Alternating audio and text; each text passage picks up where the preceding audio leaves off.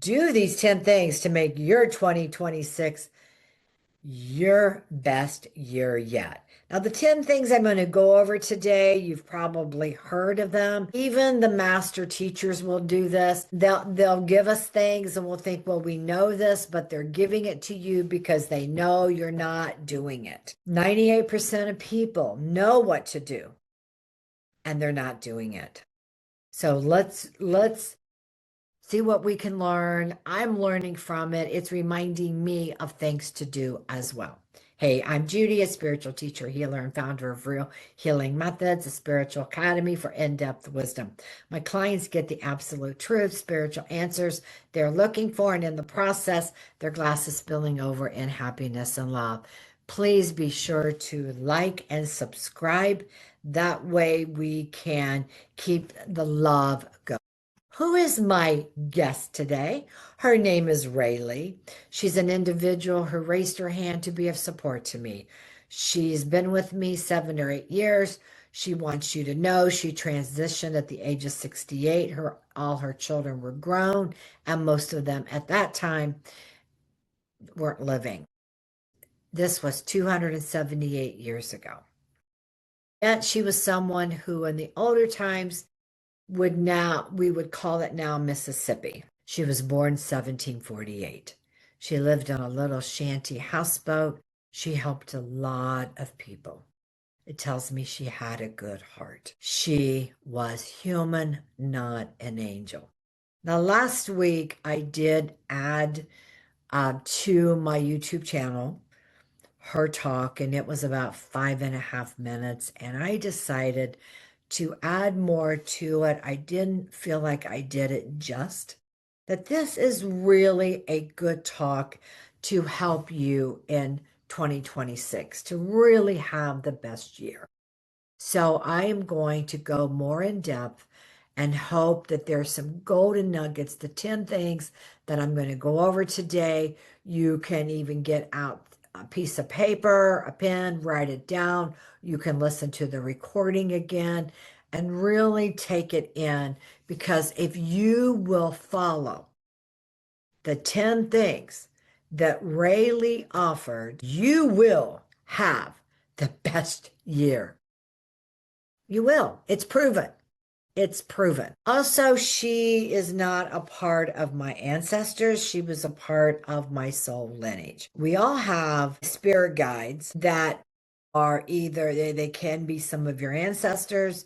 We all have angels, and we also can have soul lineage, that people that are there to support us. And I love it. And you can call on your guides at any given time. She does want you to know a few things. She says, I'm new to your team. I am very much supporting you because you're down to earth. I'm not fancy like you, which I don't call me fancy at all. I just want you to know that. But to her, I was fancy because I went to college. I have a degree. I can write and I can read. So even though she says I did help a lot of people, I cannot read and I make an X for myself. I am, there again, of your soul lineage. I've been observing you for a long time. I know times when you did not have very much money. You did not have to live eating grass and catching fish. I'm not what you think for humanity. What does that mean? Well, first of all, I could talk like a Liz. I could talk like a Southern woman or like somebody that was not educated, but it's not necessary, is it? She says, I can't leave that behind because that is part of my story. We all have a story, you guys. We all do. And we can change our stories, but once you ascend or you transition, your story is your story. I want to go over a few more things like what I just said. Once we transition, our story of what we experience is what we experience.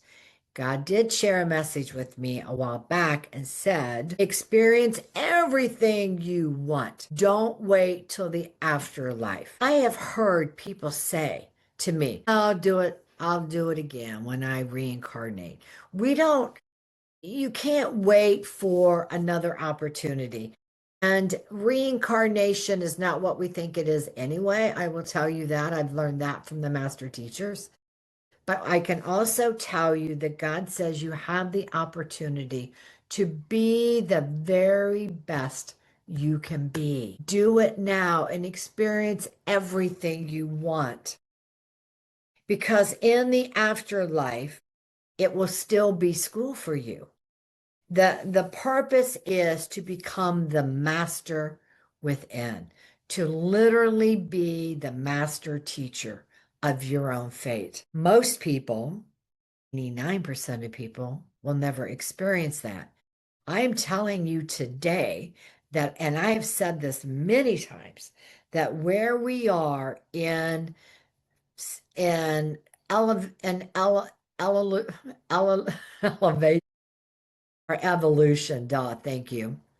In our evolution is, and this time in 2026 and beyond, the energy of our planet is changing. We have an opportunity as Gaia, Earth, she is already at the sixth dimension. That's very important to hear because this is where we all want to be for the most happiness and love. We have an opportunity that has not taken place for 80,000 years, and that is an opportunity to become non-dual in our perfect state of being with our soul, meaning we become our soul and we emerge as one. The consciousness of who we are and our soul emerge as one. And that souls already live forever. I mean, there's no age to a soul, right? And so you have a chance in history to be so much more than you can imagine. So when God says it now, and God would not say get it now because God doesn't talk that way. So I want to change that. That was my words. But when God says to experience everything now, be all you can be, do it now. We have the opportunity. I'm telling you to do it. I will be talking more and more about that over and over and over again. I'm going to give you another example. My mother, this is more practical. Maybe you'll understand this. So my mother did not grow up being serious about playing the piano. And I'm not for sure she had piano lessons. I suspect she might have. They always had a piano. My grandmother played, my mother's mother had a gift to hear the sounds of music and could play any song she heard. What a gift, okay? My mother did not. My mother could not do that. And she didn't really want to mess around with playing. She messed around to really play the piano. When she crossed over, in one of the messages she gave my sister, who was really good medium, a psychic medium, she did come in and give her a message and said that she she was an expert now at playing the piano. So you get to do all these things in the afterlife. Well, so go ahead and just be brave and go for something this year you've never tried that you want to do. You might call it your bucket list. All right, back to this channeling message. Rayleigh said, I can say that as your guardian only for a short period of time, I've witnessed your elevation.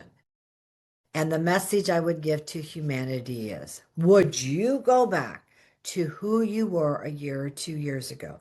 That's how she starts. Would you go back? And would you want to be the person you were a year or 2 years ago? If you say yes, this is from me. If you say yes, then you are stuck in where you were a couple years ago. Just let that sink in. Most people, she says, would say no. This is my message to you. And now this is what she is saying to you now. Number one, keep your head face forward. Don't look back. Keep your head faced forward. Don't look back. In other words, Quit living in the past. If you keep going over something in your mind over and over again, something especially that bothers you, you're looking back. And if you have regrets, guilt, shame for something you said, regrets, you still haven't maybe dealt with your grief, whatever it is, your anger, you now have developed through this time, you've developed patterns and imprints, and that's how it works. So let's say you go into the kitchen and you go to do something and you're going to cook or you're going to fix something. Most likely, your mind is going to have thoughts that you've had before every time you go into the kitchen. That's a pattern and that's an imprint. So stop and think, what are you bringing up in your mind of a story, of a situation that might be keeping you up at night? It might not, but you're repeating it over and over again. Let you know this is unresolved. It can be resolved. The real modality is a 4-step process that that I was given as a gift, and I've developed it over the years, and it is a beautiful technique that can be used to help you clear things very quickly. If you reach out to me at support@judijewett.com, I will give you the link for more of the information to find out, especially if that's where you're at, because it's bringing you pain and suffering. Number 2, stop complaining. I find personally the easiest way to stop complaining is not to say anything. How about you? If I'm complaining to someone and I catch myself, I say to myself, cancel, and then replace it with a positive statement, because you are going to get what you put out there, right? So if you're complaining, people think you're just a complainer. Change it. Go back to gratitude. Catch yourself and go back to gratitude. Okay, Rayleigh's number 3 is stop thinking of what you don't have. Let that sink in. As Archangel Michael and the other masters have said to me, we all know what we don't want, but we don't know what we don't know what we really want. We want happiness, but we can't really define it, and we can't visualize it, we can't see it, and we don't know concretely how to make it happen. But what we want is to be able, if you need to take out a piece of paper and write down all the things you don't want, then take out another piece of paper and start writing the things that you want. It really works. Okay, she's saying this also. Live with the purpose to be of assistance to others, but never to your detriment. And find what feels comfortable to you. Find the way that helps you to step out of situations that aren't supporting what you're creating and choosing. How many of you listening are overachievers or want to help everybody? And maybe you're one that never says no. That might be something you might want to look at and change. And just give that some thought as well. Rayleigh wants you to know that it's all about a soul blend. Your soul is there to guide you, not to force you. Hey, and personally to remind you, soul will never tell you what to do, only make suggestions. And Archangel Michael has also said that in some of my shows. He says, if somebody tells you what to do, it is not your soul. I'm going to also throw in something else to remind you that if you're like me and you're an intuitive and you get a lot of messages, I went through a period of time I would get so many messages and I thought they all were from my higher self or my guides. And Jesus says no, that when the best way, because I ask, are these, some of my things were giving me more of a negative point of view of what I was thinking. And what I was told by Jesus, Joshua, to say, step aside ego or stand aside ego in the name of Christ. And he says that will work because that's already written in the stones. That's already written in life. Stand aside, step aside, stand whatever aside ego in the name of Christ. Stand aside ego in the name of Christ. If I start getting a message that I immediately, when I'm meditating and I say that, the message will not come through. So a spirit is there feeding that in a moment of time where you're vulnerable. There's also other things you can do, and those are shields. And I will be bringing that up in the near future. Okay, this is from R.E.A.L. You must decide the world is there for you as an oyster that is ready to be open. Think about that. It is filled with surprises. What will the surprises be for you? I can tell you this moment in time, the surprises can become what you design. So start opening to happy surprises. That is all R.E.A.L. She says, what is it you want? You'd get to design your own life. Start opening to happy surprises. I'm going to ask you, this is Judy. I'm going to ask you again, what do you want to experience in 2026? R.E.A.L. number 5, expect to wake up in the morning in a pleasant condition. I'm going to tell you before going to bed at night, write out how you expect tomorrow will be. Pave the way for positivity, expecting your day going the way you want. Now, I have a story for you, and I hope you just stay tuned. Just wait. We're going to be done, and then it won't take long to get through the rest of them. So this is the story. This is true. This is a true life story. So I have one of my children. She lives in the mountains, and there's a gigantic tree that's a couple hundred years old. It's in her front. And the tree was, you could tell the tree was living. I mean, it was like more than 20 feet up, seriously. And it was, you could tell, I mean, it was huge. I mean, it was huge. And you could tell, like, she had someone come look at it, and it was hollow at the bottom. She couldn't, she was waiting for this company to come to take down the tree. It was on her mind all the time. It was on her husband's mind because the person that came and gave her an estimate said that if the tree falls, it looks like it's going to fall and hit a house, okay, and knock down the electricity. And so the crane, and it's a crane company that said you're just on a waiting list. And so she'd been waiting and fretting over this for the last couple of years. And this all happened because even before Helena hit, the crazy hurricane. So I'm bringing this up because every time I go up, I do the ideal scenario. That is trigger words you can use that really does work. And I've also given those to my daughter. And that is something that I'd be more than happy to share with you. I believe I've mentioned it before, the ideal scenario, and there's a way to do it. And I would sit there and I would always, when I go visit on her porch, I'd sit there and talk and say, angels, angels everywhere, please, 24/7, always be around the tree. And then I would visualize how I wanted it to be. And I knew, and my daughter did the same. Okay. We didn't do it together. She did it. And I knew, she is a lover of trees. And I know she was communicating with this tree all the time. And I remember specifically saying, and she said she did the same thing.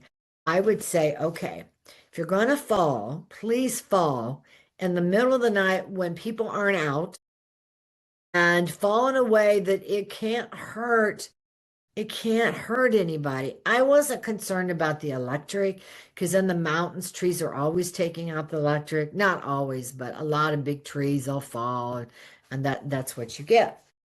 But I was more concerned that it would even go in the road and it could somehow fall that way, then it wouldn't take out the electric, right? But it wouldn't hit the house that was parallel to her behind a bunch of trees. And I didn't want animals to get hurt.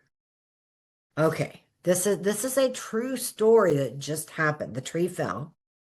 It fell.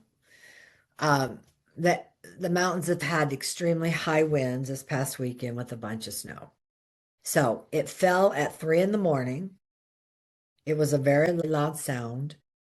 They didn't see it until after 5. My son-in-law went over to look to see where the tree and went over to the people's houses that they were concerned it was going to hit. It didn't even hit, it went through the woods and it hit on their property, but not near their house, and all the property was safe. My son-in-law calls the people and find out they weren't even home. They were in the south vacationing, way south vacationing. So talk about a godsend. I'm telling you guys, this is a God miracle because you don't want someone home if this is going to happen. The other thing is it never took out electricity. Never took out. And that was very important to my daughter. She didn't want anyone to lose electric. So all that took place. The tree went down. It was gigantic, huge, huge, huge. And it would probably be at least 60 inches in diameter. Well, no, that's not true. 60 inches it'd be larger, but I bet it was 4 feet. And 4 feet would be my guess. Okay, with that, let's go to something else. So don't forget miracles. Okay, Rayleigh says, number 6, expect that you will have all that is in that will benefit you, even if a fish that you're feeding upon when you're hungry. So if all you get, no matter what you get to eat, even if it's a fish, she says, think, I am glad, I am grateful for this fish. Instead of, oh my God, all this toxins on the food. I can't believe it. This has bones in it. Doesn't taste good. I don't want this. See what I'm saying? She says, just be in gratitude. I've been told by the master teachers that no matter what you're eating, most likely it's not going to be clean. There's going to be toxins. Just be in gratitude. That raises the frequency. Be in gratitude about everything. And that's one way, sure way you will raise your vibration. Number 7, think bigger. In other words, don't settle and shoot for the stars. Go after something you really want that you think you don't deserve. Go through the process of clearing the energy, I'm telling you, of that belief that is limiting you. Think bigger, set a goal and go for it. Number 8, be positive. Be positive. That's a whole story of its own. Number 9, let your inner glow radiate outward. How do you do that? You begin by feeling gratitude. Feel your heart filling up. Be grateful. Call in your angels, your spirit guides. Call in God. Call in Buddha. Call in Jesus. Whatever it is, if you are a nature believer and that's who you're comfortable in, then call in nature. Call in. It works. Number 10. Continue to expect your body to heal. Guys, if you want a healthy body, thank your body for vitality, wellness. Thank your organs. Tell your body that you love it. Just do it. Thank all of your organs. Thank your blood, your arteries, every system you have, all your glands, your good mind, your strong bones. Whatever it is, grateful. Thank your body. If you have a imbalance or you have a disease, don't focus on the disease. That's just a word. Focus on health and vitality. And you can always fake it until you make it. This is my message also to you. That's what Rayleigh says, that I am to listen to these too. See? We always learn. It has been a pleasure being of service to you. Thank you. I hope you learned something new. I hope you practice the 10 things. If you want a list of them, I can put them in a Word doc, make it pretty. You could just hang it somewhere, go down it, and remember to do these things. If you do, you will have the best year. If you want to know about how to manifest money and you haven't perfected that, let me know and we'll cover that too. Thank you. Namaste.